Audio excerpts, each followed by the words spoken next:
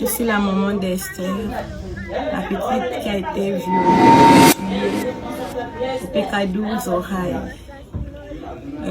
Il était 10 heures lorsque le papa m'a informé de dire que sa maman qui était venue pour le mariage ici doit retourner mercredi sur Oyem. Donc, que les enfants et moi...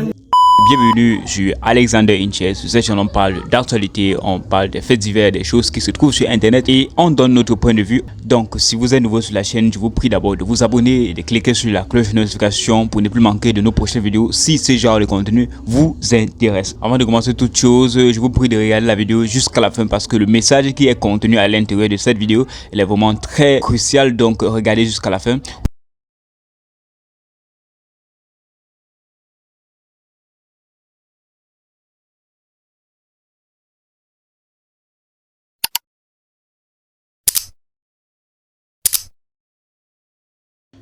Imagine-toi, tu envoies ta fillette de 9 ans à la boutique pour payer du pain vers 10 heures. Et puis elle ne revient plus. Tu sors, tu constates l'absence, tu la cherches, elle est introuvable. Tout le quartier a alerté, les recherches ont commencé, la petite fille est juste comme volatilisée. Vers 22 heures, on retrouve la fillette assez agonisante. Elle a été veillée par devant, par derrière, par la bouche, par tous les orifices possibles, selon le récit de la maman. Et puis en route vers l'hôpital, elle décède. Qui a fait ça? Un vieillard d'en face, le voisin d'en face, un vieillard d'une cinquantaine d'années, il va vers la soixantaine. Il voit la petite passer, il la prend par derrière, il l'amène dans les bananiers. Et il fait ça. Cette petite fille que vous voyez, elle s'appelait Ludivine Esther, une Gabonaise. Paix à son âme. Mais ça là, on fait quoi de lui? L'envoyer à la prison là. L'envoyer en prison, c'est comme si c'est le caresser seulement. La chance qu'il a là, c'est qu'au Gabon là, il n'y a plus peine de mort. C'est ça seulement qui va le sauver. Que Dieu protège tous les enfants du monde.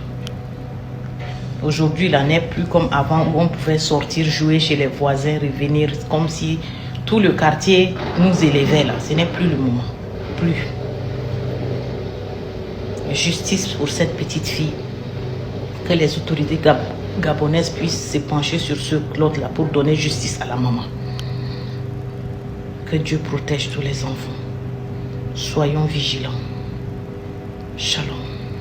Je commence cette vidéo en souhaitant vraiment toutes mes condoléances à la famille de la jeune Esther et à toutes les mamans que nous sommes, parce que aucune femme, aucun être humain d'ailleurs ne devrait rester insensible face à ce genre de crime très odieux. Alors, ce qui me vient à l'esprit, c'est devons-nous relancer la question de la peine de mort au Gabon? Est-ce que ce débat-là ne mérite pas d'avoir lieu et nous conduire à un référendum, oui ou non, contre la peine de mort? Parce que très sincèrement, il y a quand même une montée une hausse en fait de la criminalité au Gabon, et c'est très grave en fait. C'est très grave parce que des gens ils se disent bon, je vais faire ça, je vais aller en prison 1 an, 2 ans, le temps que la famille m'oublie un peu, on va me faire sortir. Je sais pas. Il faut qu'on revoie ce débat là de la peine de mort.